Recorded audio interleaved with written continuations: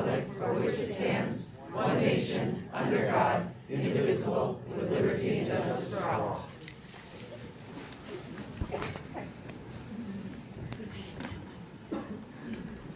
So tonight in closed session, the board voted to approve a settlement agreement in a special education dispute regarding OAH case number 2018-110857, resolving all issues in dispute by the following votes: 5 yeas, no nos. The board voted to approve the settlement agreement in special education dispute regarding OAH case number 201-8090966, resolving all issues in dispute by the following vote: 5 yeas, no nos.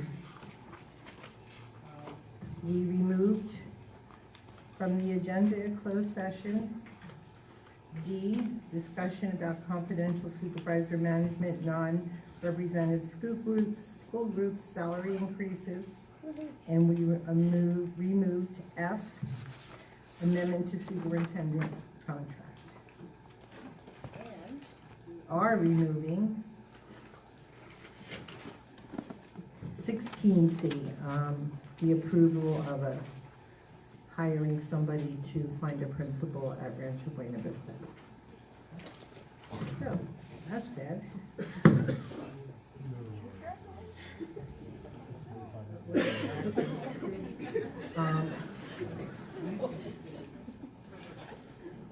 do I have a motion to approve the agenda as amended?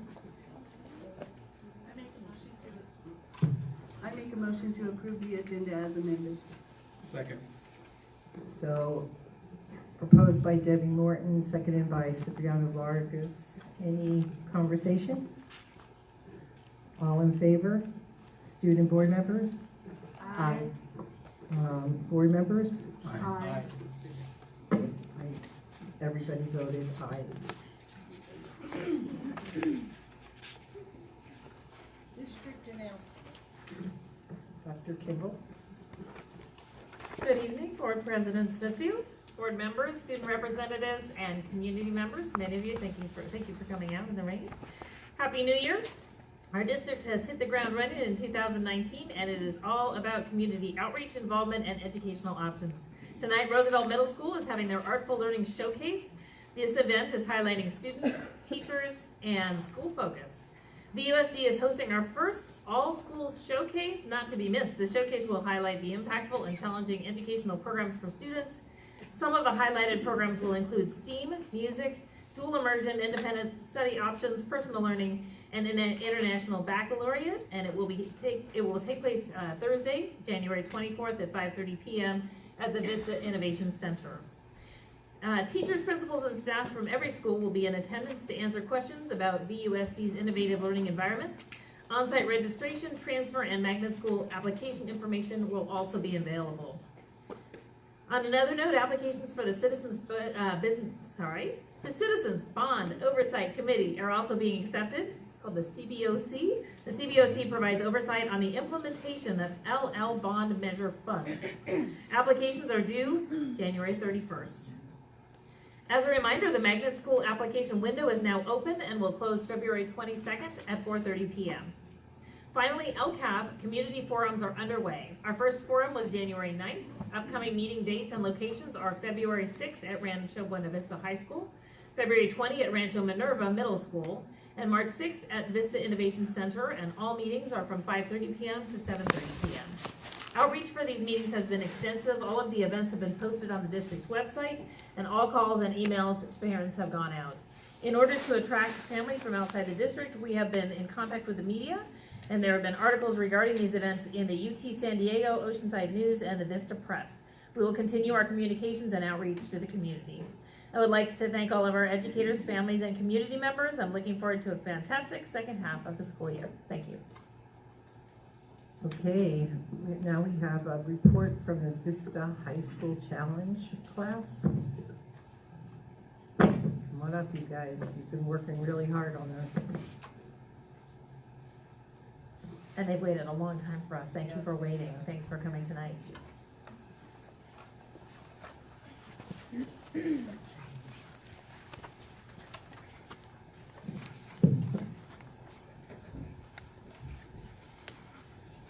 Hi, my name is Grace Hefner. I'm a freshman at VUSD High, and I'm here with my challenge class.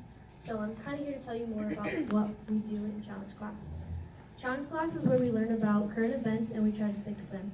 Mr. S finds information for us so we can do more research and learn more about the issues. We do projects all about current events that we care about so we can act in our communities to resolve the problems. Mr. S lets us choose what topics we want to learn about, such as criminal justice, LGBTQ issues, and immigration.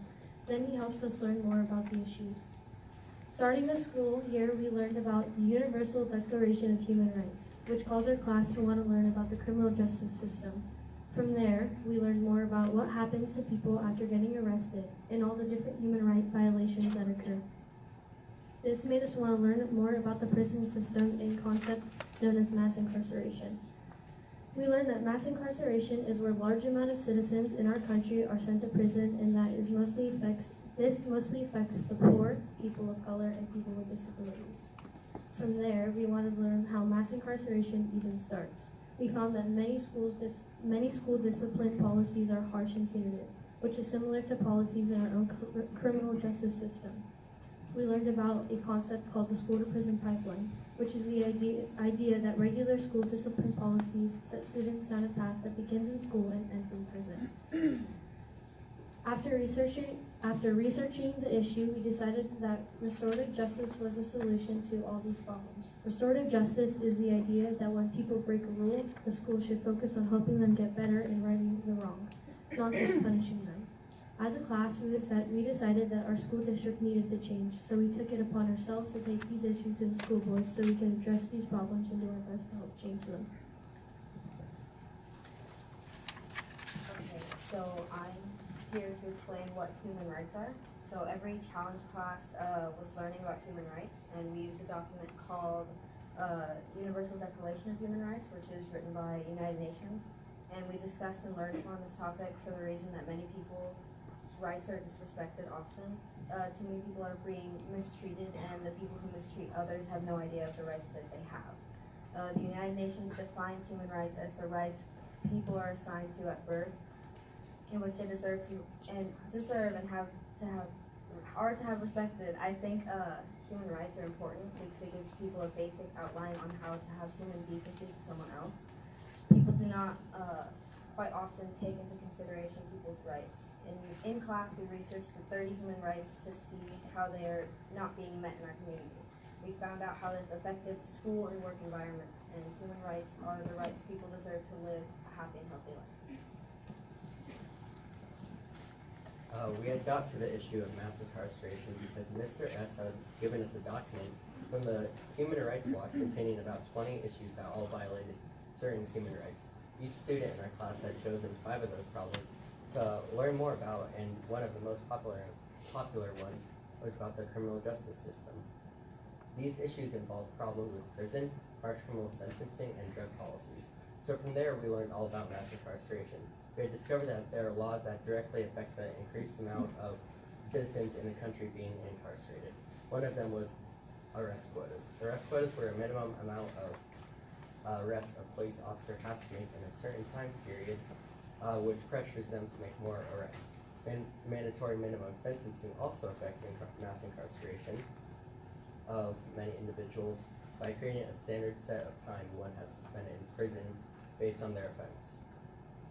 There are also a variety of laws that fall under being described as tough on crime, and all these make it easier to go to jail or prison. And as all these laws are in effect, companies running private prisons profit by housing prisoners themselves. All these contribute to the growing prison populations, and evidence of this is the 500% increased prison population in the last 40 years.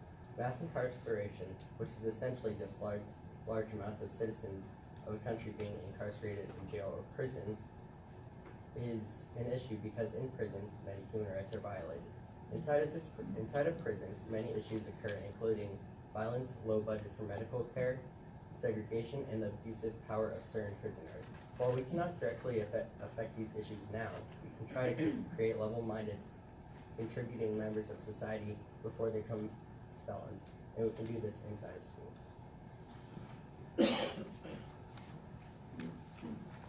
So, since challenge class is about solving problems, we began to research what the root of mass incarceration was, and we found that the root of mass incarceration was something called the school to prison pipeline, and we began to research what that was, and we found that school to prison pipeline is a path students go down because of harsh rules and policies in schools, and the harsh rules and policies and procedures force students down a path that ends up with them in prison. And these harsh policies include suspensions and expulsions, zero tolerance policies, in-school arrests, and forced transfers to alternative schools. So the more somebody is suspended or expelled, the more likely they are to go to prison. And to elaborate a little bit on those harsh policies, zero tolerance policies mean that you aren't given a second chance. So if you do something wrong, even if it's your first time, you will be suspended or expelled. And it also is zero tolerance policies are meant to scare people from not breaking the rules, but it's not working because people still do. And in-school arrests are harsh punishments that treat students like criminals instead of students. And alternative schools have much lower graduation rates than normal schools, so students have less chance of graduating, leading them down a path to prison. For example, the graduation rate at our school, Vista High, is 91%, and the graduation rate at Mission Vista is 99%, and Mission Buena Vista graduation rate is 92%. And when we compare that to continuation schools like General Murray and Alta Vista High, their graduation rates are 32 and 26%, which is drastically lower than regular schools. And lastly, we discovered what the root of mass incarceration. Once we discovered what the root of mass incarceration was, we began to search for a solution. After we found out what mass incarceration and the school to prison pipeline was, we wanted to find out what the root of the problem was. So what we started to do was do research, and we saw that it was created by punitive measures. Our class started to do more research and discovered that restorative justice could be one way to help these issues. Restorative justice is a theory that helps repair harm that was done by bringing together those affected by the incident and having them understand how the people were affected and how they can grow from there. Then they go on and agree on actions to make things right and make right with the community that they hurt. While punitive measures, on the other hand, only deals with the wrongdoing. It focuses on what rules were broken and how you can punish the offender. We found that since the early 1970s, people have been talking about how punitive measures haven't been working and causes more harm than good. Although punitive measures have been used for many years, it is not effective towards students. Being sent home and getting pink slips or other punishments does not help students learn and grow from their mistake. Some students see being sent home as, I guess, a pass in a way. They haven't truly learned anything. It's taking away their education time. Let's say, for example, two students get into a fight, because there's a lot of those at schools. You are sent to the principal's office, and the first student to get that through the first punch is suspended for 3 days, while the other student is suspended for 2 days. During these days, they have homework and projects to do while they're at home. Yes, but other students, but they're either going to fall behind even just a little bit. But these two students still have hate towards each other, and because no one took the time to figure out what was really causing the fight and took this time to solve the tension between each other. Now, one student is scared to go to school because of a bully, and the other student is full of anger. But with restorative justice, we can figure out why this fight broke out, and we can take the time to ease the tension between the two students and grow a new and better bond. It also isn't taking away the students' learning time. With restorative justice, there would be less in-school arrests and will decrease the school-to-prison pipeline, which will decrease mass incarceration. Hello, my name is Perla, and upcoming we will have Grace passing around the policies you guys have, and my partner Dad will be passing you out the policies that we have made as soon as I will present it to you. Alright, so after looking at all the statistics of mass incarceration and the school-to-prison pipeline, we look more into depth the restorative justice versus the criminal justice as well as punitive measures. During this time, guests were brought into class to speak about experiences, thoughts, and knowledge related to the topic. Our first guest, Jenny Figueroa, who is currently in an organization called Reach Out, works with troubled teens and uses restorative justice to make them a better preventative kid. As you may know, Rosemary Smithfield was one of our school board members, came in and talked with us about the policies and opinion. Next up, we had Anthony Saho, who works downtown in the San Diego offices, demonstrated us how restorative justice is more effective than most punitive measures on the behavior matrix. Our superintendent also came to speak with us and give us her opinion about this whole action. As well as we had Maria Oshima, our personal social worker at school, came in to talk with us about experiences she had with troubled kids and gave us her opinion on how kids should be disciplined. Basically, the idea is to change the school's policy by using restorative justice. This will make a troubled student into a better person. So when a student breaks one of the policies, instead of getting punished with a punitive measurement, they will receive help. As a student commits the offense more than once, the student will receive even more help.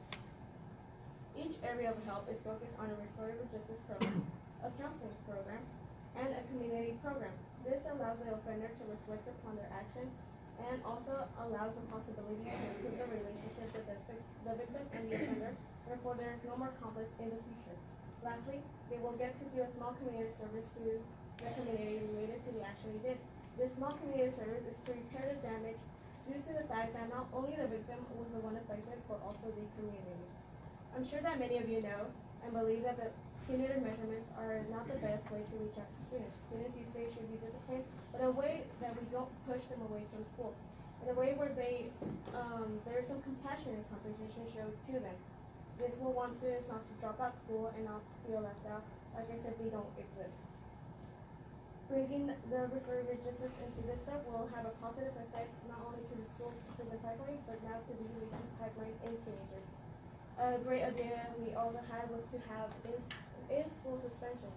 That way the student is not outside of school and maybe unprotected and not being seen by an adult, and therefore they're not falling behind in their studies. So while they're in school suspension, they're also making up work they had, and they are still continuing with their education.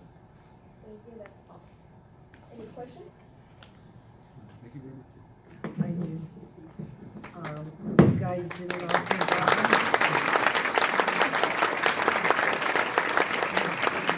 I had the privilege of coming to your class when you were just starting this project, and I'm really impressed of how far you've become. And I would really like to get this discussion going, because I agree, when we have students that act out in inappropriate ways, we need to find out why and work with them for there. So we will talk about this. Thank you. And Perla, that day in your class, I said somebody will have to speak, and you said there was no way you were getting up here. So you did a great job, so thank you so much.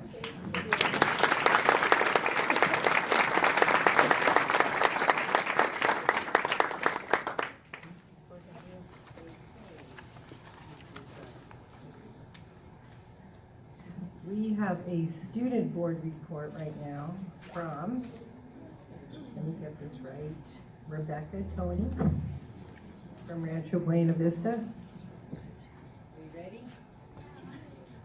It's a long walk around.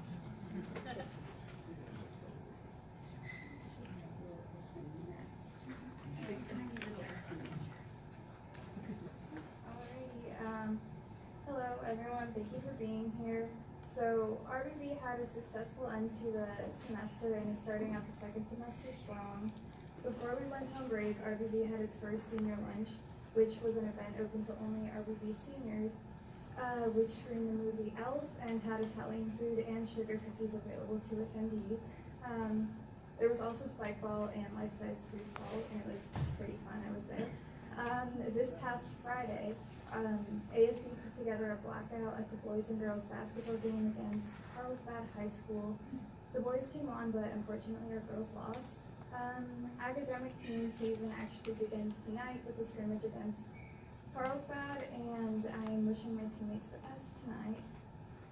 Auditions for the spring musical All Shook Up were held yesterday, and callbacks were today, and the show will be put on in mid-February, so that'll be fun. The Ranch Review is upcoming at the end of this month, and this is our annual talent show that fundraises for RBB patron scholarships, which assist students in paying for AP and the IB tests. Still, there are some issues that RBB students have asked me to address. Students are concerned with bathroom hygiene as a whole and have asked for soap dispensers to be filled consistently. Also, some students have shown interest in having more elective flexibility to be able to explore more of their interests while still being on track to graduating. And although RBB does have its faults, there are so many attributes more than worth mentioning. I have been asked to highlight RBB's Plus Forum, which has been flourishing for the past few years. In each forum, a group of students actively discuss social issues that they feel are creating barriers amongst their fellow students. Participants believe that these forums help deter violence on campus and create a more welcoming environment for students. RBB's internship program is also a very fun one and is allowing many students to make connections and explore potential career options. Another feature of RBB that I would like to bring up is its strong IB program, which I am thankfully a part of. All IB students are encouraged, guided, and celebrated at RBB, and we have a high percentage of full IB students receiving their IB diploma, which is a great success. So, as a whole, Rancho is doing pretty well, and that's our update. Thank you. Thank you.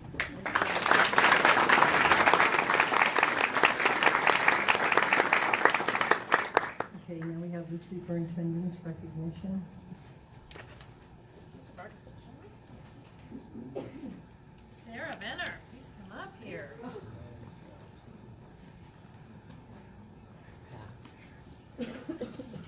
We are very excited to be honoring Sarah Benner, so I'm going to read her commendation, and then Sabrina's going to say some words as well, and then you can speak as well if you like. Okay? All right. So we are honoring Sarah Benner for this Vista High School Agri-Science teacher, FFA advisor, and Edgenuity coordinator, for demonstrating outstanding commitment to students and families in Vista and Oceanside through her commitment as an educator and a passion for agriculture. Specifically, Mrs. Benner provides life skills to students through agri-science. As a teacher to model, she has served on countless district committees and organized and fostered the FFA Booster Club. Mrs. Benner ensures students have the opportunity to compete on a regional level by coordinating with the San Diego County Fair, giving students real-world entrepreneurial experiences. Without a doubt, Mrs. Benner exemplifies educational excellence. Mrs. Benner's knowledge, expertise, passion, and commitment to our communities, students, families, and staff exemplify our values of respect, trust, collaboration, and equity. Her professionalism, actions, and services are greatly appreciated and valued. As such, in my official capacity as superintendent of schools, I officially commend Sarah Benner, Vista High School agri-science teacher, for an outstanding service to students, families, and the staff of our great community. Thank you.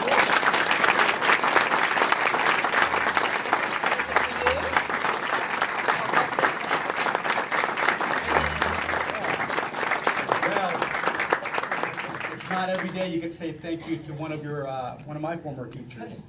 It was only 10 years ago when I was a Vista High School graduate, class of '09. And honestly, from the bottom of my heart, thank you. I still remember walking into Vista High School, going into agriculture. I was that shy student in the back of the class, didn't like to talk. As a matter of fact, if you would ask me public speaking, no way, no way. But it was to the agriculture department. It was to the opportunities that I had that I was able to step out of my shell and become immersed as a leader. And I know that you have touched not just my life, but the lives of thousands of students. Through your work, through going above and beyond, even sacrificing or taking your children with you on trips, going through agriculture, Del Mar Fair every single summer, the countless hours, and being a teacher. It's not an easy job, but I am thankful. One of the only reasons I'm up there this evening is because of you. Even when I didn't believe in myself, even when I thought that I wasn't going to go to college, even when I thought that I wouldn't be a great kindergarten teacher, there are moments when I remember you and I think about the inspiration you gave me. And so once again, thank you for your work, thank you for what you've done and what you will continue to do.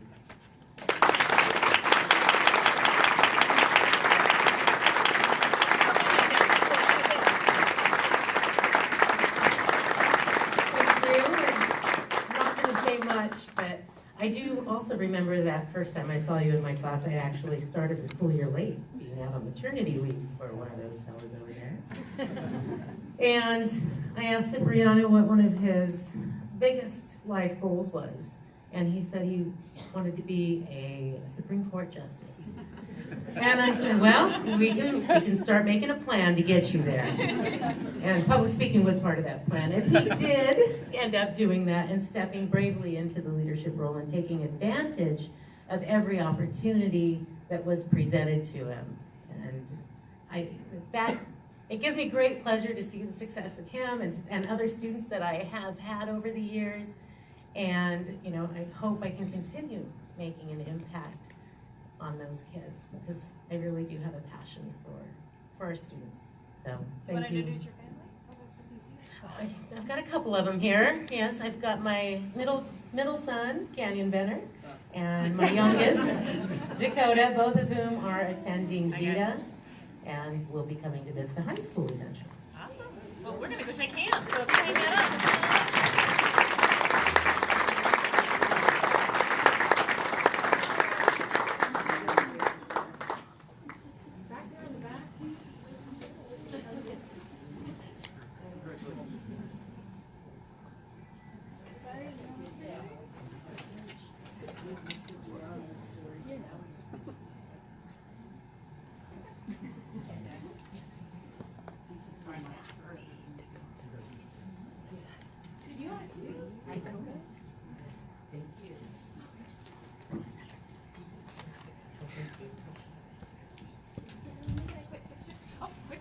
Where would you like it? Right there's fine.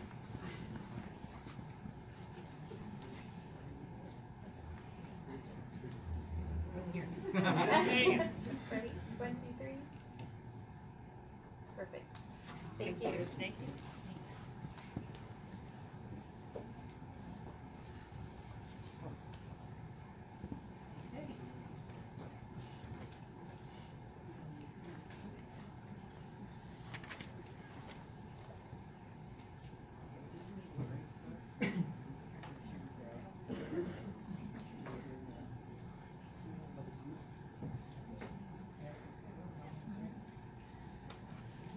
Okay, we are at the public comment part of the meeting, so you are time limited. You're coming. Just be patient. I'm looking patient. A little bit. So these are for items not on the agenda, and we usually don't engage in conversation at this point. However, if we do have a clarifying question, we will ask it. Yeah, after the fact. So we're kind of limited at this time. I'm not sure. I think we can get through with it. So we'll start with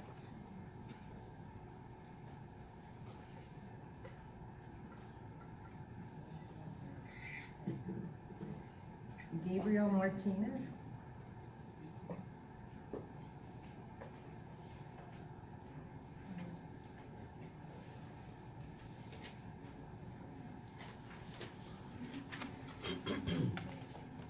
Hello, my name is Gabriel Martinez.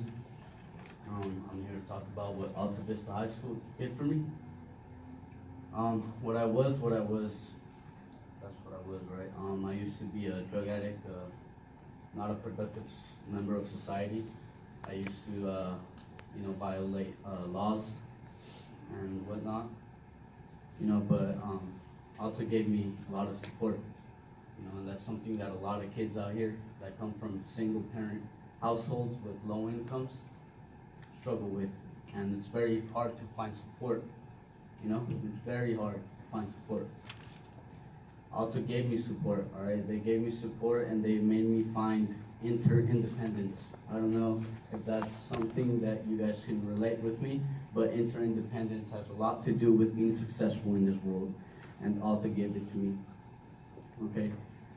There's a lot of people that I went to high school in Rancho Buena Vista with that now come in and out of prison because they weren't helped.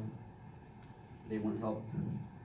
I might get emotional because those people struggle more than I did, and I'm out here. I'm out here being successful because I had time. I had a mother that was able to support for me. But not many children have that. All right? Not many people have both parents. Some people don't even have not even one parent to help them get out of the struggle, to help them realize what it is to be independent, to help them realize how you can create an image for yourself so you can go out there in this world and provide for your family so you don't follow in the steps from which you came from. I came from a family that was very male-oriented. The man has to be the man this, the man that, but in reality, women do, if not equal, more than men. And that's something that not many people know how to respect. Alta gave me that respect for women, all right?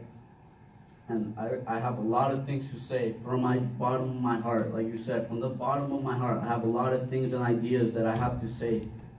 But the most, what I believe would be the most impact for you guys is me literally begging you guys to help the people that I came from. I'm talking for those people that can't come to be right here in this stage and ask for the help, that can't build up the courage to ask for the help. All right, I'm here representing those people that can't have the help because of their low-income families, or this, or that, or deportation, or this or that. Not everybody has a solid income, you know. At this point, if I have a kid, I can't send them to school because I don't have the resources. All right, I'm trying to step out of my box, but it's hard. It's hard, and I need support. Alta Vista gave me that support. They gave me rugby. I have anger issues, and they gave me rugby. They give me rugby to support my needs as a person. We are all people, and we all have needs. I don't know if I'm running over the time, but thank you so much.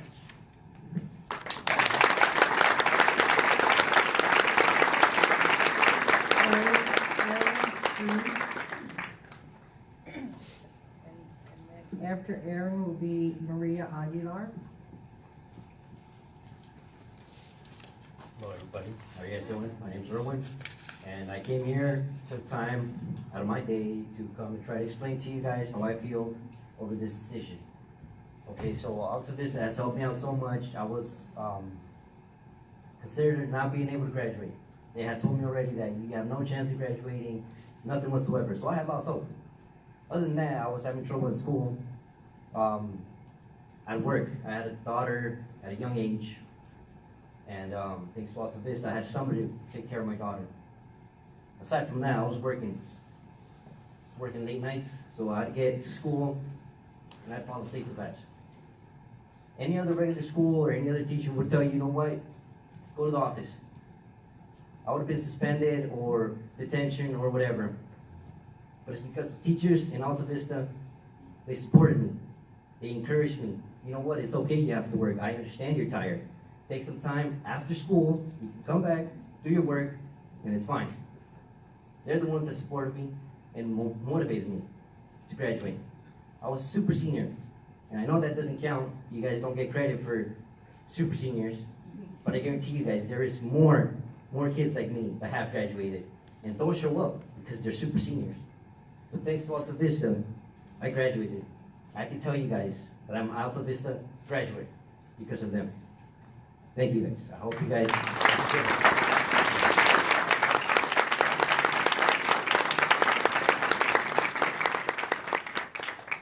Do we have Maria Aguilar? And then it will be Julaine Lodge.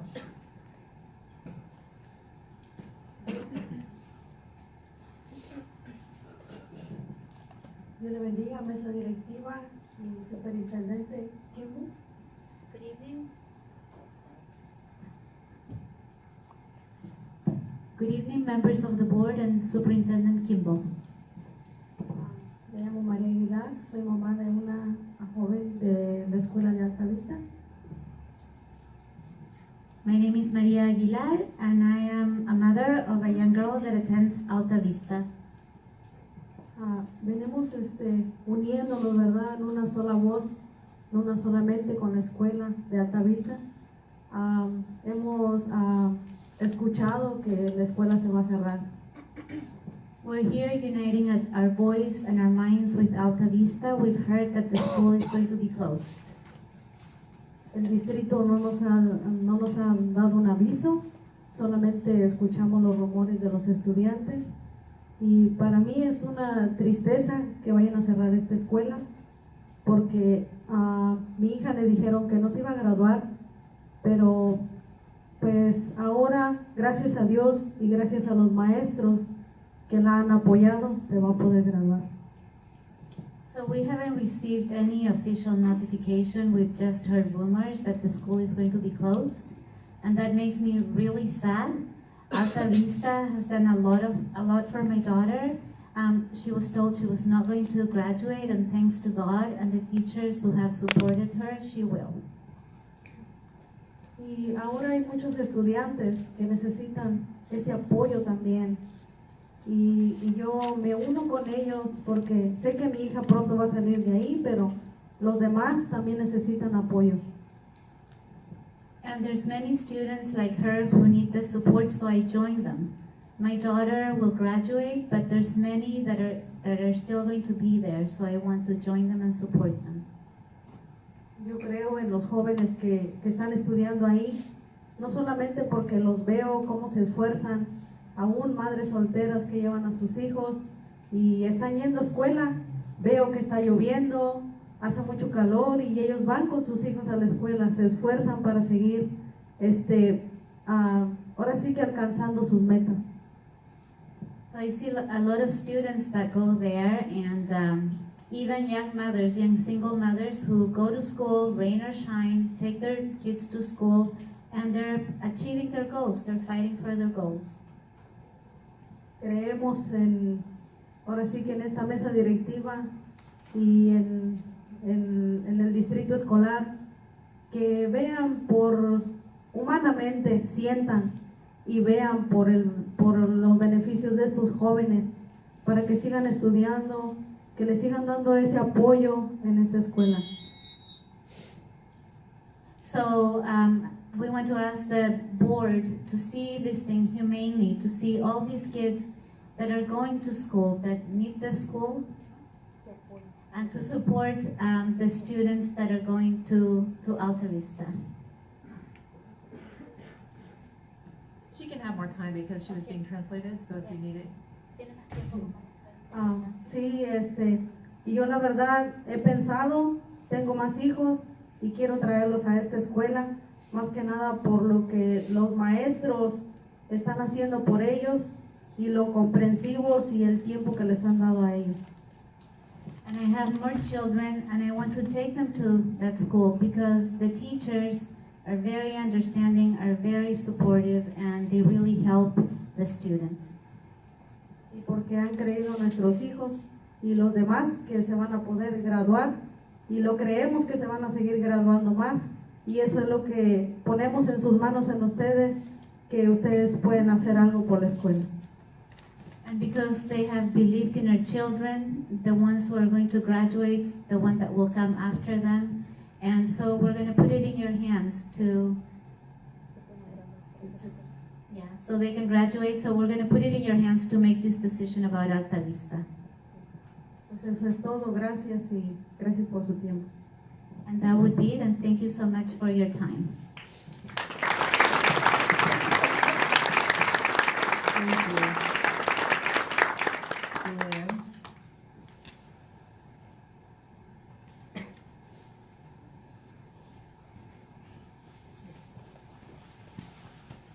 I'm just going to pass you some papers. I'll do it here. I just want to let you know that the first student that spoke is Gabriel Martinez, and he is a graduate, and he is almost finishing his AA degree at Maricosta College, and he's planning to do a master's in business administration. And Erwin is the second student who spoke, is also an alumni, and probably one of the best fathers I've ever seen in my life. I'm here to clarify that Alta Vista does not have an enrollment problem. I know our numbers don't maybe tell that story.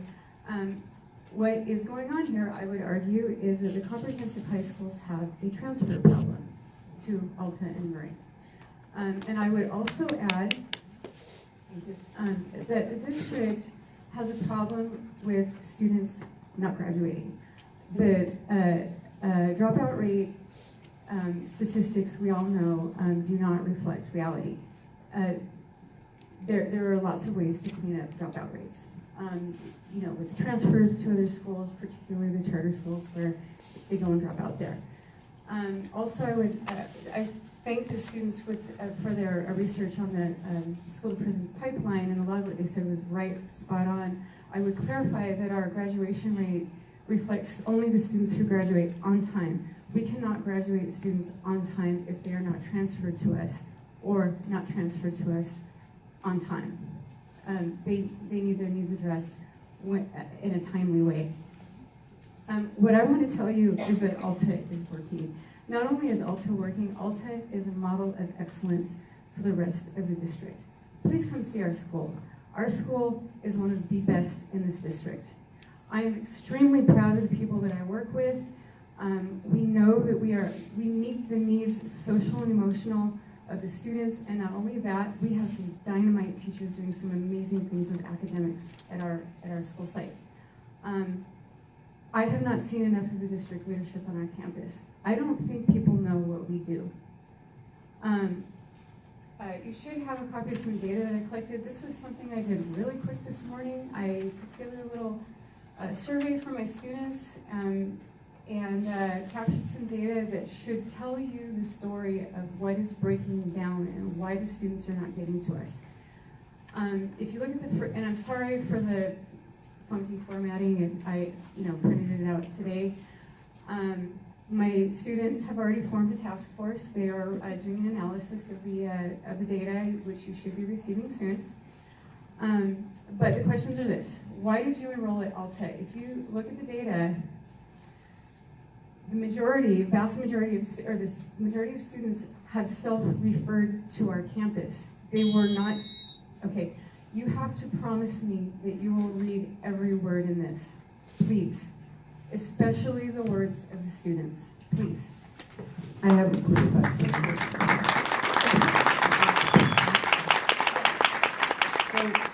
So I just need a clarification. Yes. You made the point that you can get them to graduate on time if they get to you on time. Yes, which they don't. Can you give me what that means? Yeah, well, I would refer you to the second page with this little box right here.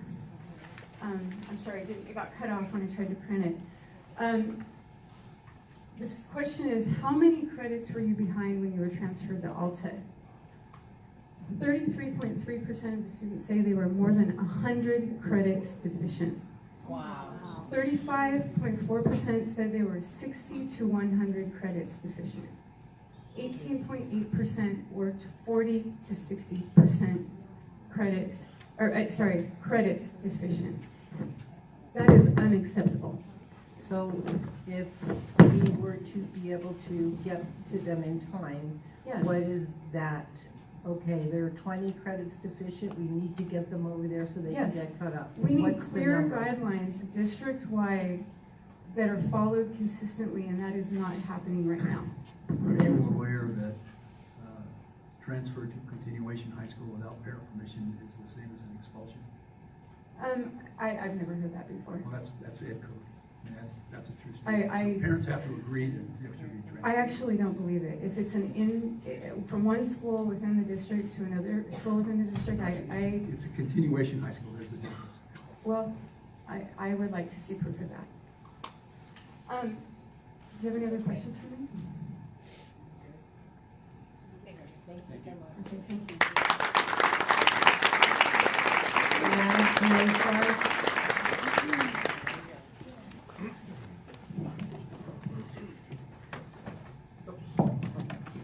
My name is Matthew Scarlett. I'm a parent representative on the Budget Committee. And tonight I have good and bad news for you. The good news is that there is a lot of opportunities for saving at the district level and how we spend our money on contracts and consultants. And in my opinion, we should be able to find at least half of the needed savings in those areas. We have 30 people at the district office costing more than $125,000 a year per person, and 18 of them cost more than $150,000 a year. And many of them are tasked with coordination tasks that either do not add much value for students or could be done better by reallocating a fraction of that money to school sites instead. However, and that's piggybacking on the first meeting you had tonight, that requires a departure from the knee-jerk reaction where school sites are always targeted first, and everything that makes our students' experience fun and inspiring is first on the chopping block. But I also have bad news for you, because we're not addressing the underlying reason for the budget deficit, which is that students and parents are choosing charter schools and other district schools over VUSD schools. In fact, we're going in the wrong direction when it comes to appealing to all families in our district, in my opinion. Not too long ago, words like personalized learning, STEM, next generation science standards, and technology dominated the conversation and vision for our district. Now it's more like this. You have reached the VUSD Unified District. Press 1 for equity, press 2 for equity, press 3 for equity, or press 9 to return to the main equity menu. Though it may not be the message sent, the message received is that if you're a poor Spanish-speaking student, you have our full attention. If you're not, then not so much. We know that what has been called school choice for the last 25 years is sometimes just white flight with a different name. Let's not add fuel to that fire. And ironically, with all the focus on equity, we're actually making matters worse from an equity perspective in several areas. The attempt to derail magnet schools, which actually do an excellent job lifting underprivileged students. The slow undoing of personalized learning that actually replicates at struggling schools what works at successful schools. And the layoff of 4 community liaisons that was the most efficient and cost-effective way to reach poor families. And we still have not fixed basic issues like Peach Jar and other district communication being effectively unreachable for people whose only access to the internet is a cheap smartphone. A public school district must be both and, not either or. If the loss of students, otherwise the loss of students will simply continue leaving our district in a downward spiral. Thank you.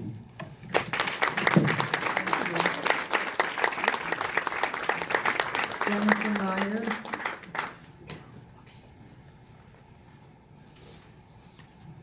Good evening. Sorry, I wasn't really prepared for karaoke at the school board meeting, so hold on just a second here. I'll back you up. You got it.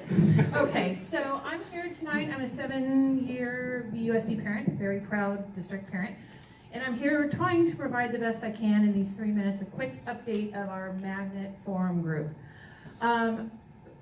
We've had the opportunity to update with Dr. Kimball a couple times and are very excited to hear her commentary on slowly moving the needle and clarification that the district will not be proposing any further sweeping changes to the Magnet priority procedures.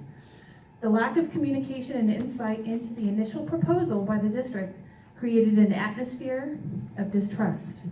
We'd like to thank our school board members directly for taking a meaningful and deliberate step forward in rebuilding that trust by listening, engaging, and respecting the voices of our district. We were asked by Dr. Kimball to develop an outline on how the revised Magnet Committee would operate and who would be participating. This outline was emailed to the Board of Trustees and Dr. Kimball on January 11th. Thank you to Ms. Smithfield, Mr. Vargas, Ms. Alvarado, and Ms. Morton for your response to that outline and to the subsequent communications. Mr. Alderson, if you don't mind checking for this, we appreciate your feedback on it. An important point of interest brought forward by our trustees was the necessary inclusion of district teachers, from both magnet and non-magnet schools. It was rewarding to get words of support from the board and the affirmation that we were on the right track. The outline was also emailed to all magnet principals, and their input was valuable and necessary for the complete and accurate overview. Magnet leadership should be an equal partner in these discussions, and I would encourage each board member to get a first-hand account of the current magnet system by visiting schools and having meetings with their leadership and staff. Please use this as an opportunity to see how we can share success within our district. You may even recognize some of the activities already being replicated in other classrooms around the district. As a VUSD parent, I would hope and expect the superintendent would be in support of these communications and visits. We must encourage the opportunity for our trustees to become more familiar with the programming their decisions ultimately affect. There does not appear to be any substantial actions by the district to make improvements in the current process. Where are our outreach efforts to our district to encourage, recruit, and retain our most valuable district asset, the student? As soon as the magnet window opened, my mailbox was full of our competition's efforts to take your student. To the tune of over 4,000 students being drawn away from our classrooms. At approximately $10,000 a student, that's a pretty hefty price to pay for not acting quickly on an identified issue. Tonight, we hope that you hear RBV come to you with a proposal that will help bring that student back to our district.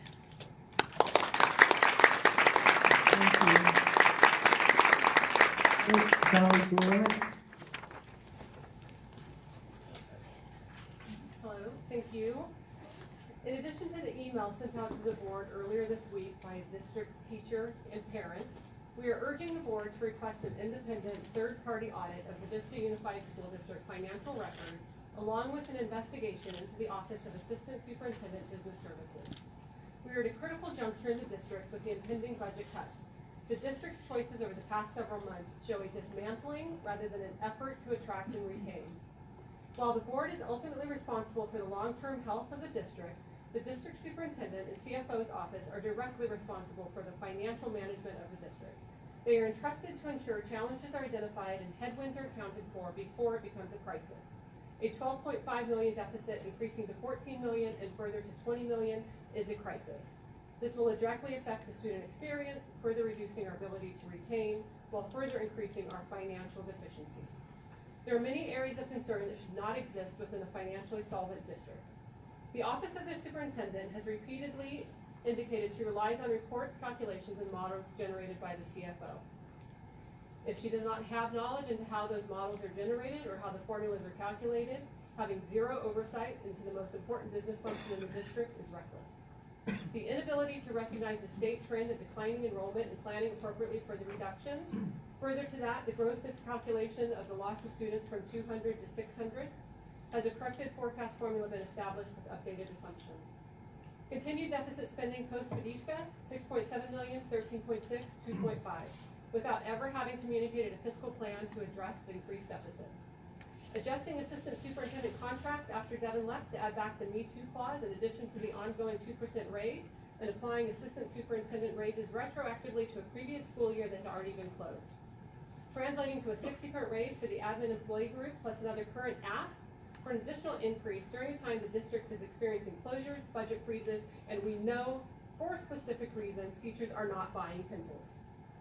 Changing the standard 10-year requirement for retirement to a 5-year retirement timeline that conveniently allowed the assistant superintendent human resources the ability to accept the golden handshake. Miscalculation of ADA, we have less LCFF funding due to the late adjustment of charter transfer numbers. Is there a process in place to analyze actuals versus projections and better ensure our forecast models are accurate? You may think we are an angry group of parents. We are. Our coalition is growing. We are parents demanding excellence for our schools.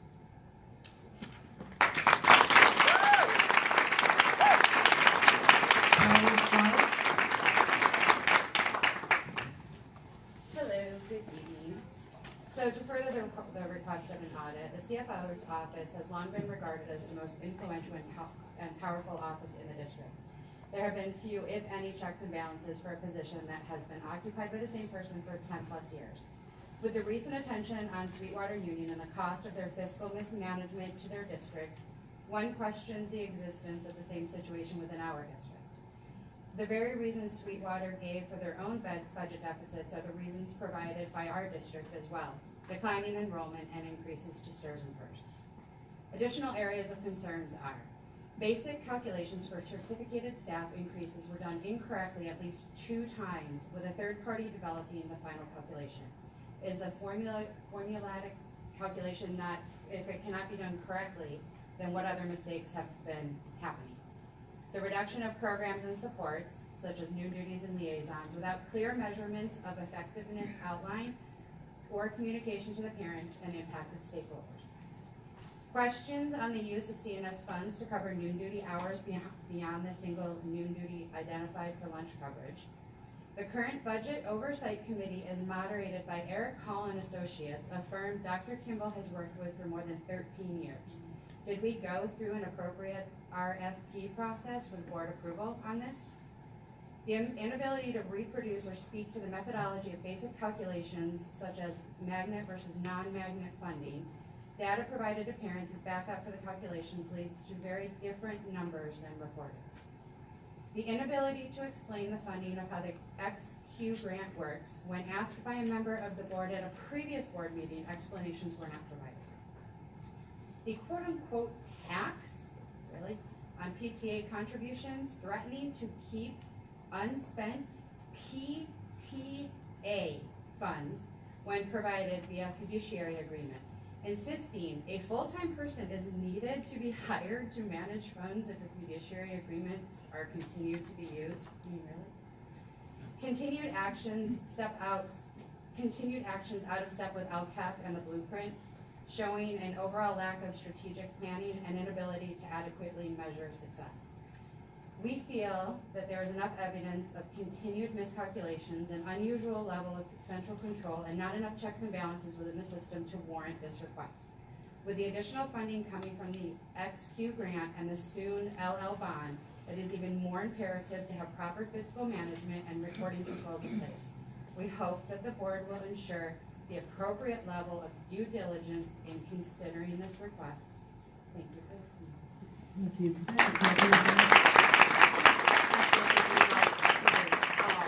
At about 5:08. Okay, Juliet King.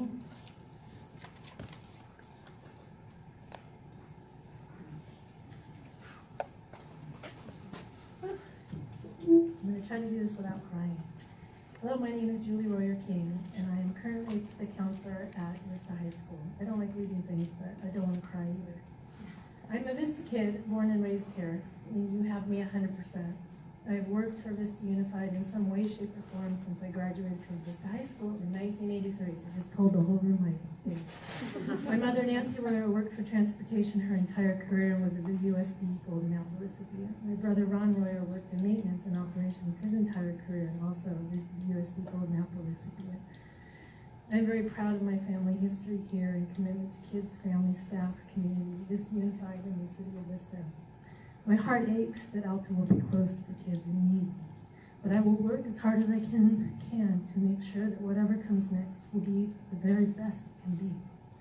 I assure you that I will work hard to make sure we all look and act more comprehensively at those that are academically and emotionally suffering in our district. I would ask that you slow down, be thoughtful, and really think through these decisions in front of you. I would like to see additional resources for the first year, as we are really going to be building the boat while in the water, with new numbers, change in staffing, new ideas, new directions that you will be giving us as leaders of this district. I use the metaphor that we are the emergency room for the district. No one really wants to talk about us. No one really wants to pay for us. No one likes to go to us or wants any family or friends to go to us. But when you come to us and send your loved one to us, you want the very best you can have. These kids currently and future kids in our emergency room need more from us and deserve more from all of us. Thank you.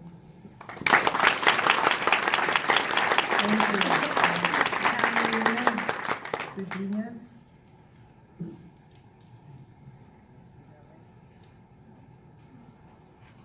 Catalina.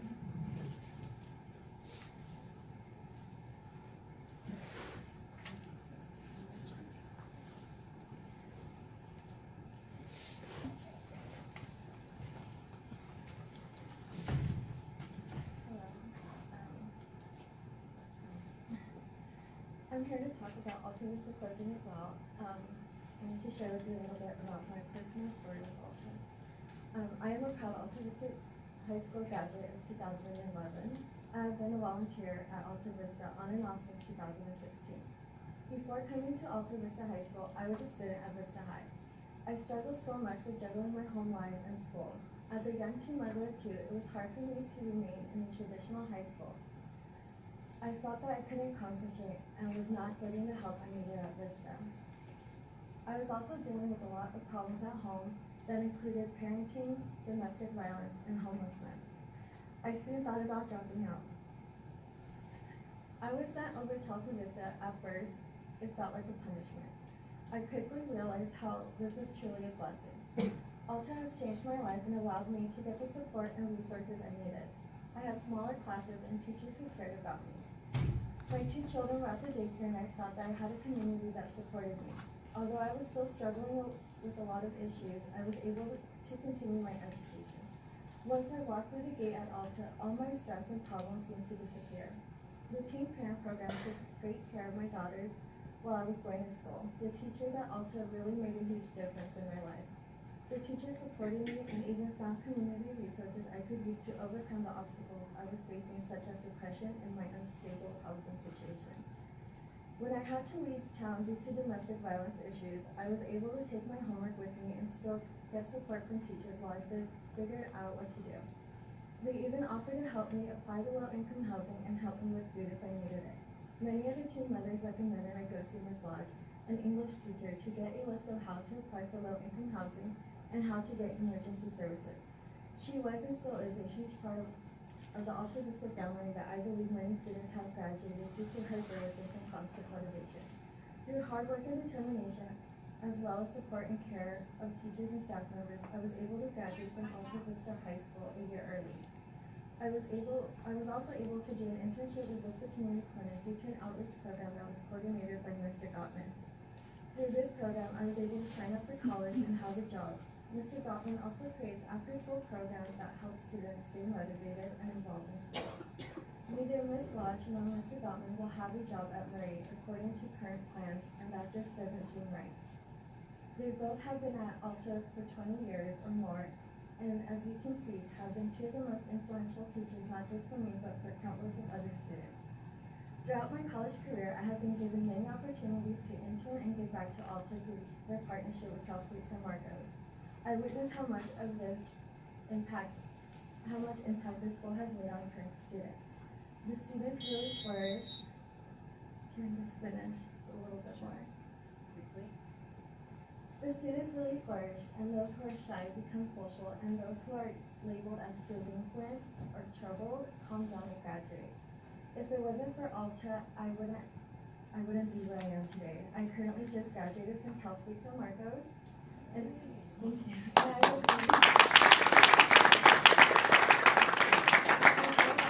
be starting my master's in public health next week. So it's a lot that Alta does for students. It's not just a school, it's a family. It's something that is priceless and you can't replace it. And closing Alta it's just breaking up a family. You know, a lot of these students really need this help. If it wasn't for that, or just, you know, taking students away from the traditional high schools, they would become dropouts. Alta needs to remain open in order for them to continue to succeed. You know, it's a short-sighted and not in the best interest of the students to close the school down. And I really hope we take that into consideration. Thank you.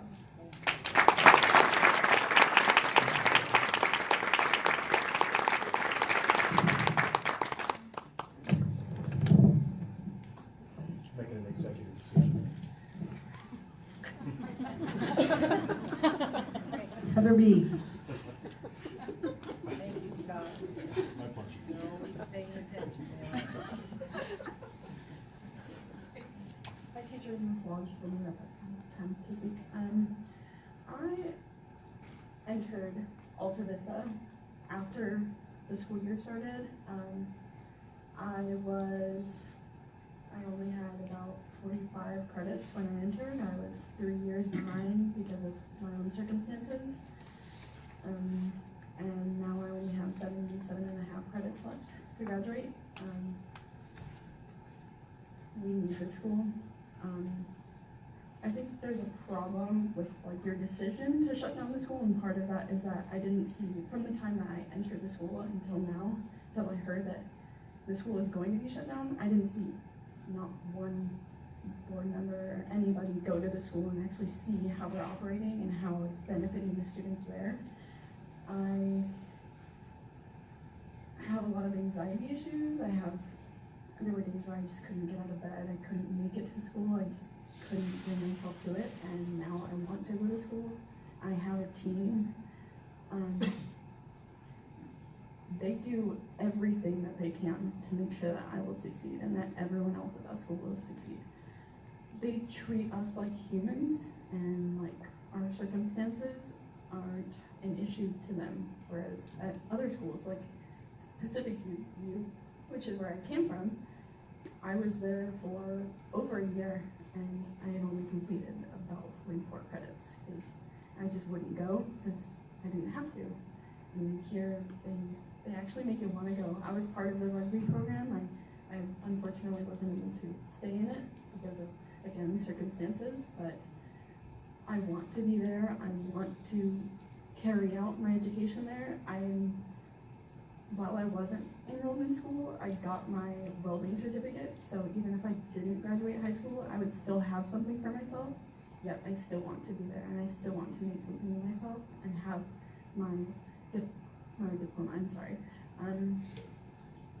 I think it's kind of disrespectful on the part of the teachers that all we heard was that there was a rumor that the school was going to be closed, and then it was communicated to us that they got an email, and that's how they found out that their school, that their life and their history was ended. And they weren't even sure if they were going to be transferred to Murray. And now we know that they're not going to be transferred to Murray when they've been investing all their time and energy into the students' success, and now they just don't even know how they're going to end up and how their future's going to end up. And the students at that school don't know how they're going to continue. And I just hope that you rethink your decision and how it's actually benefiting the students, and at least go and check out the school before you. Okay, I'm sorry. Thank you, Howard.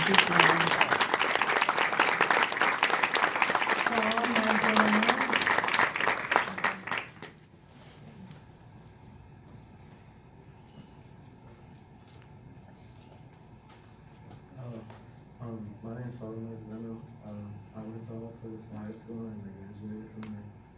Thankfully to all the staff, because they thought I could, and I really didn't want to go to school. So if it wasn't for them, I wouldn't be here, because I wouldn't even want to go to school, because they got me to go to Maricosta. I had to get out to help my family for a little bit, but I didn't want to go back, or I couldn't go back because I was in work, but they got me to think and then made the options of other opportunities where I could get jobs at different times and they're working with it. So now I'm going back to Maricosta, and I'm going to get a job at night so I could work it, but not full time like I did during school, so it won't be that much harder. And they just helped me a lot too much. Like, I didn't think I was going to be able to graduate.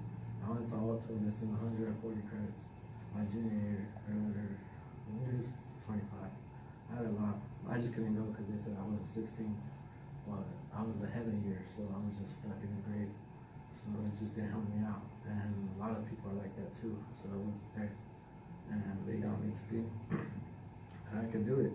And one of the big things was rugby, because they got me to be able to play. They told me that if I wanted to try it out, see how it goes, and then we'll see how it went. And then that took me a year because I didn't want to play, and I didn't want to do anything. I just wanted to do my own thing. And then they got to talking to me and supporting me the whole way, and they got me to join it. And after that, when I was on the team, my grades suddenly went up. Everything went up. I was participating. I started coaching. I started refereeing. A bunch of things started opening up for me, just because they told me to stick it out and to actually do the things that I should, instead of just do the things that I wanted to do. And that really helped me out. And then rugby got me to go to Maricosta at first. That's why I really went. And then now I'm figuring out what to do, if I want to do kinesiology, or if I'm going to transfer to power, or be a firefighter engineer, see what to do.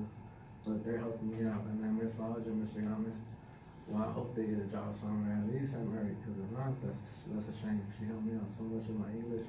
I had 38 English credits during my junior year, or 32. I only had 2 my junior year. She helped me get them all. You know, that's a lot of help.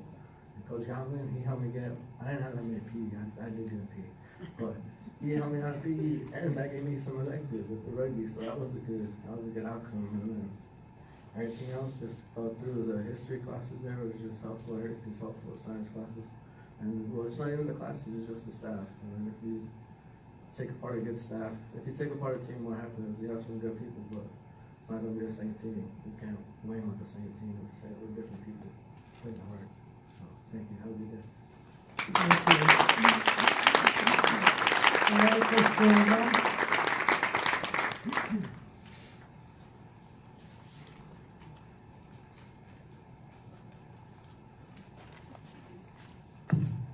Hi, my name is Erica Silva. I was a student at Alta Vista. I was a student at Alta Vista. I was going to a charter school before I went to Alta Vista. When I came to Alta, I had a rough patch throughout my year. Sorry, I need to breathe. You're doing great. I was going through depression and much more. All my teachers were there to support me through everything, even if I wasn't in my greatest mood. They stood by me. I learned from my teachers. I know things I never knew before. Thanks to them, I made a goal for myself that I was going to put my education first and graduate.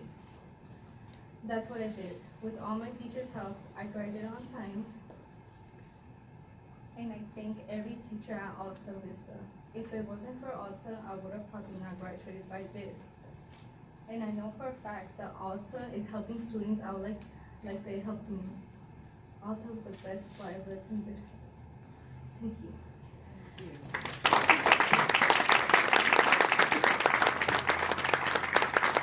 Mary Jo Poole.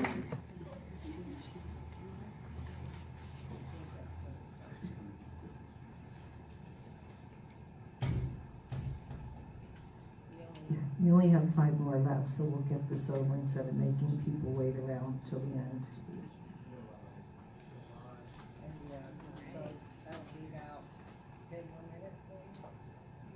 You guys hang in? Yeah. High school? Thank you. All right, thank you very much. Thank you, everybody, for hearing everybody. It's really important because Alta Vista saves lives. Okay, and I've got like 5 pages I've written and rewritten and rewritten, and it's like I don't even know what's going to come out of my mouth.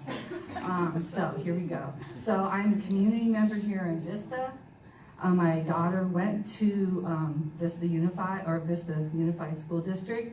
She actually benefited greatly from Alta Vista when her father was going through leukemia, and she was able to stay in a quiet place where somebody actually was really paying attention to her and knew what she needed.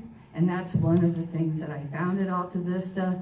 More importantly, and this is what I'm supposed to be talking about, is I teach at Cal State San Marcos, and I've had, can you hear me? Okay, and for 13 years I have sent students to Alta Vista through community service learning, and we've developed it into a program where, these are free resources, right? Where the students get basically almost one-to-one tutoring and mentoring.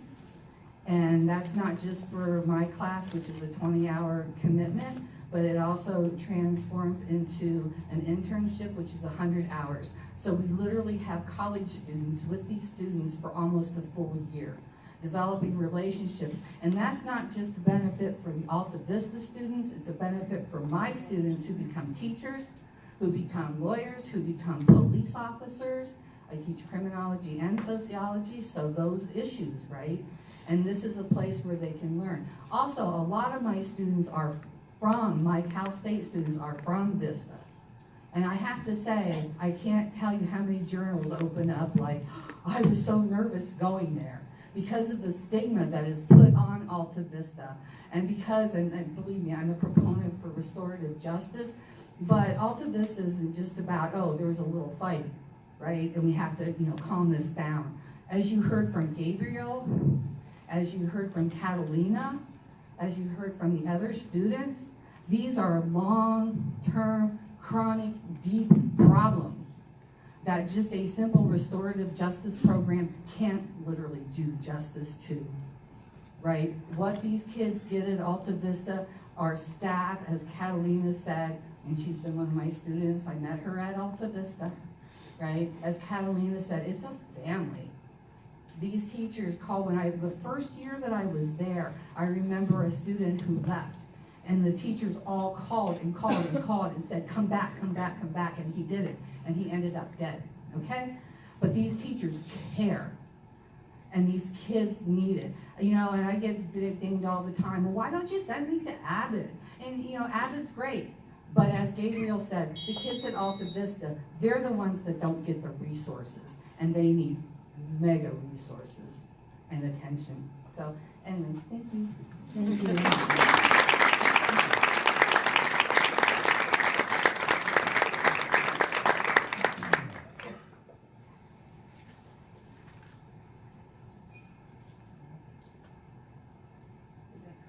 Okay, so all of our high school friends that are here waiting for your papers to get returned, if you can very quietly, like very, very quietly go get them, we'll continue this. These guys are gonna sign for them. Yeah, quiet. Thank you. Pretend it's a fire drill. Thanks, guys. Okay, Shiloh Strawbridge.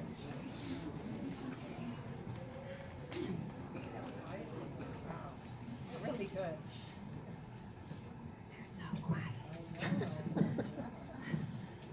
Hello, esteemed board. Linda? Wow, there's so much going on in our district recently. There's a lot of tough decisions to be made and things are moving fast.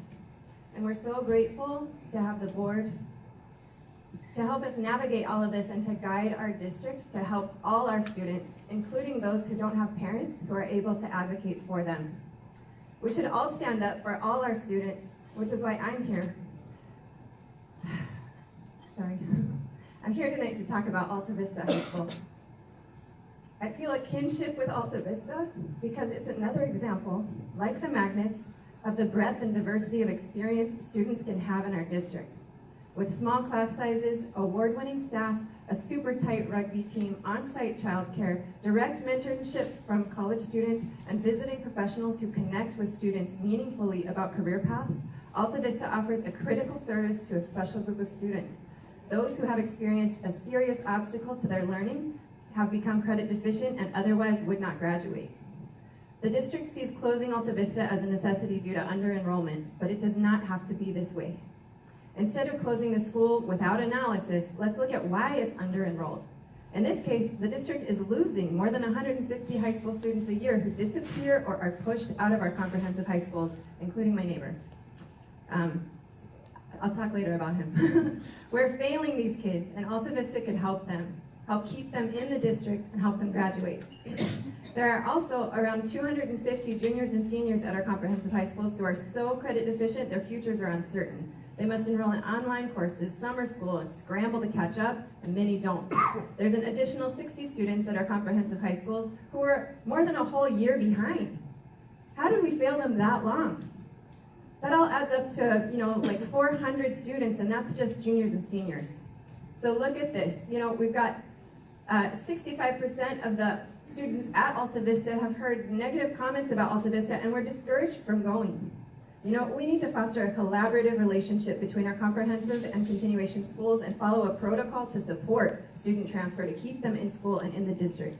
We need our comprehensive high school counselors to support continuation high schools.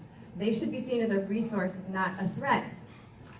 I have so much hope and faith in our board, and I know there are tough decisions, but the way this closure was decided is so typical of the problems we have seen recently. Closed-door decision-making without transparency, without collaboration. Impacting students should be our last resort. We need to think strategically, to understand what data we need to consider to think long-term. And We need the communication, collaboration, and transparency that we've been asking for. We need to follow the #1 strategy of our own district blueprint, family and community as partners in education. Thank you. Is it Dania Perez?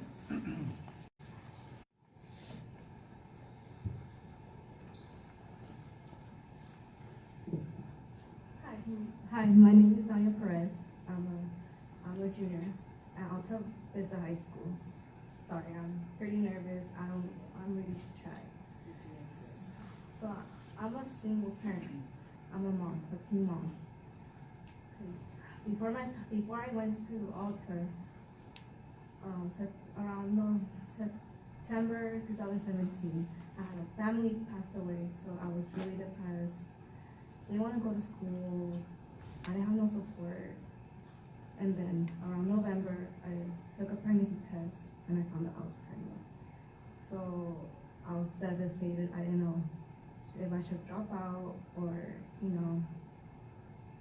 on going. Then I remember there's Alta, but my parents were like, oh no, it's a bad school, don't go there, like talking bad about it.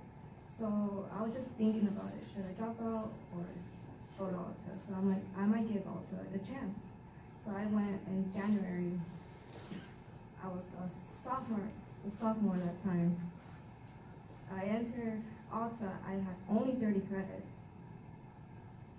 And then teachers were helping me. They're like family. They helped me. I went through a lot of things. And until this day, I have 103 credits. Thanks to them. And right now, they're helping me emotionally. Now that I have a restraining order against my baby's father of domestic violence. And they have helped me so much. I'm still going to court, fighting custody for my child. But thanks to them and all the resources they give to me, I'm just keeping going to school every day and focusing on my future. Thanks to them. Thank you.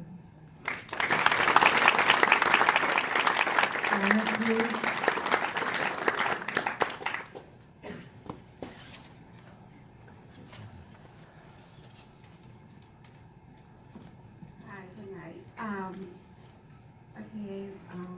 I'm start with a little story. And the little story started because I remember we had a forum, and that forum we are talking about our kids will be safe at school, and parents will never we worry about it. That day my question was, who going to take care if lockdown happened at school? The district answered me, no worries, your boys or your kids always will be safe. Now I'm worried. Number one, the district cut the numbers hours, and this affected safety for our kids every day. The district has made it so that now the school cannot function without parents volunteers. There are 100 kids on lunch with just one nursery, and also kids are crossing the street with not crossing one per side. That is what I do every morning at school. I help him to cross in the street. I only know the school needs help because I'm at the campus every day. Other parents, they don't know. The other parents, they don't know. The nurseries have been quarantined. That they aren't there for their kids. The most parents, they know the kid. The most parents, they know the nurseries are in the school the same time, like our kids are in the school. That is true. But the parents, they don't know nurseries only works maybe 3 hours, that's 5. My son is 6 hours at school. You promised to me my son will be safe.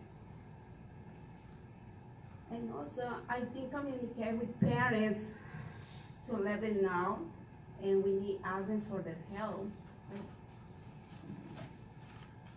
And the district has cut so much from the budget, and they need to be rich of the parents. I think it's need to include in us. So we can help But it's not communication. It's you calling that critical service with no communication and without working with parents to ask for help or including us in a solution. Number 2, I'm a DLAC parent. And the other comment for me is the district is not communication properly with the parents at DLAC. They could be using that opportunity to bring communication and collaboration between many neighborhood parents at DLAC, talking to them about the magnet application or discussion about the magnet committee to share their voice. And also, I feel like I'm not welcome because always at the meeting I make a lot of questions, and also I do a question because I think it needs my community, and also they not providing the information that they at the district the letter D is for DLAC should be available. Instead, they are giving only partial information or even wrong information, and there are further and dividing parents. Parent magnet parents, again, neighborhood school parents, and pitting people against each other without own. What school are your children in? My son is a papa. Papa.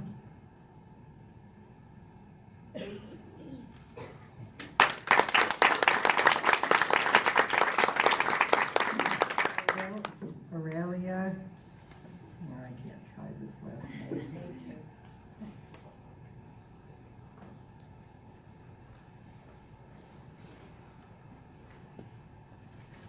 Hi, good evening. Sorry, they always botch my name. Aurelia Wheatrone. Well, good evening. Again, my name is Aurelia, and I am a former student from Alta Vista High School. I am here to oppose the closing of a wonderful school that not only has helped me structure my future, but also has helped many others. As many successful stories that have come aboard from this school, I can share my story. I originally enrolled back in August of 2010, and I successfully returned back December 2010 with just a couple months to come back to my class and graduated class of 2011. I was dropped from Vista High School my junior year, my first semester telling me that I was not able to graduate. Again, many family problems, homelessness, and also being the first generation of my high school graduating, my class, it was very hard to succeed at everything, on top of also being a low-income family. So I came on board to Alta Vista High School, and not only did I meet wonderful teachers like Miss Lodge, for example, I met Miss Cat, Miss Stevens, not only to mention Mr. Osborne, Mr. Rhodes, who's still there, Mr. Gottman. All these wonderful teachers that I got to meet in this short time frame were able to tell me that I can make my dream come true and graduate from my class. They were able to get me on track. I was able to pretty much get on board with every single credit that I needed, and successfully helped me, give me my motivation back to go back to school. Now I stand trying to graduate from a bachelor's degree from Palmer College in business administration. So thankfully to them, I was able to really take on board everything that I wanted to be in life, and they were my stepping stone that I needed. They were the push that a student needs nowadays to move forward. You don't have that much support coming from a first generation family because your homework's in English. They speak Spanish. There's no translation, there's nothing that really you can help other than getting a tutoring, that one-on-board meetings, or that extra step that you needed from the teachers. So Alta Vista does that for students.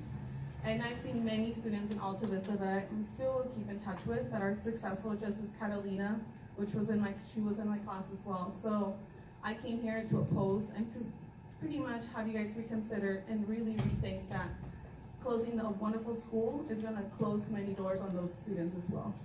Thank you.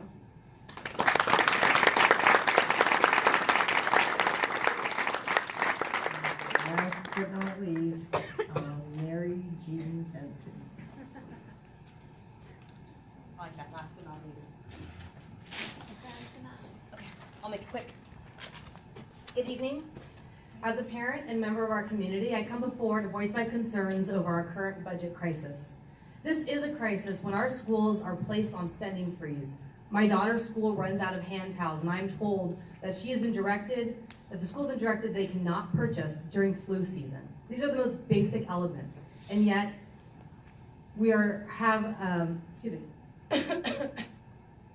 it's a crisis when Alta Vista School is earmarked for closure due to low enrollment because of money to fund the school. Failing grades, unstable home lives, drug, behavior issues, and teenage parents,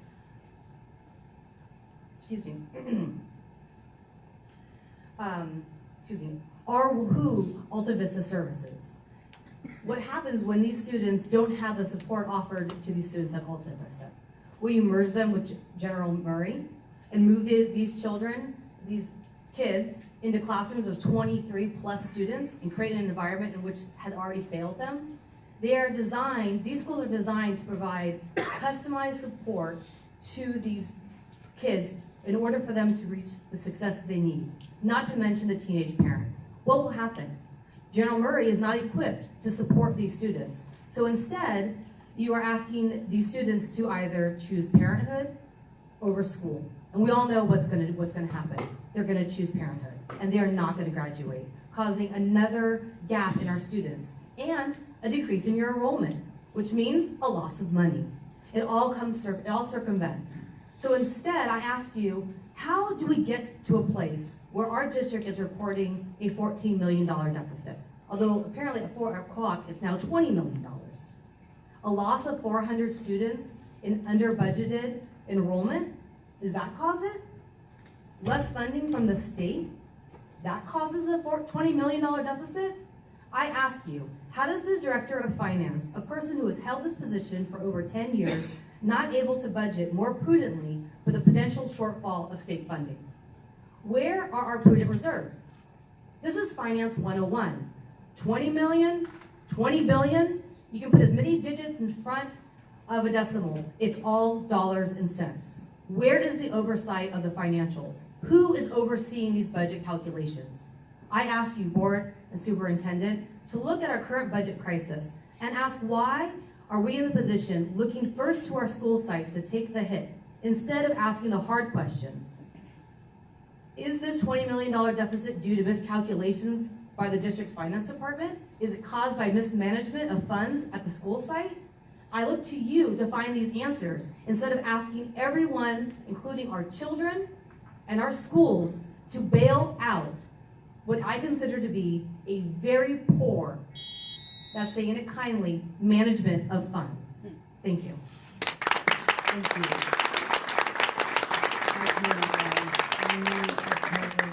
Great, thank you. And then you guys, I think, are on next, right? No, you're not. You still have to listen to 3 more, then you're on.